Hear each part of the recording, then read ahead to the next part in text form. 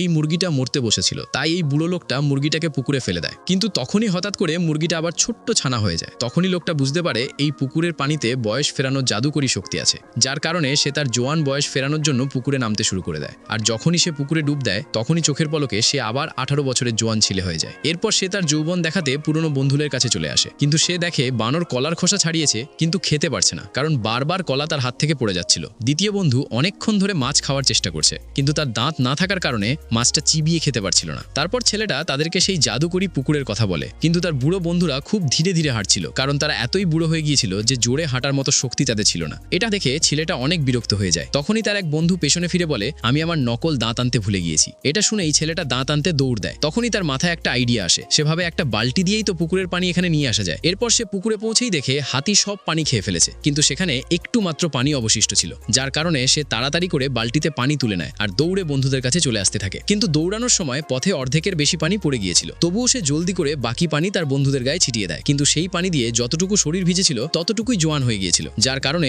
এবার সে একটা বড় গামলা দিয়ে পানি নিয়ে আসে। কিন্তু তখনই সে হঠাৎ করে মাটিতে হোঁচট খেয়ে পড়ে যায়, এজন্য পুরো গামলার পানি তার গায়েই পড়ে যায়, যার কারণে সেই জাদুর পানি দিয়ে সে একটা ছোট্ট বাচ্চা হয়ে যায়। বন্ধুরা, ভিডিও শেষে তোমার বয়স কত তা কমেন্ট করে বলে যাও।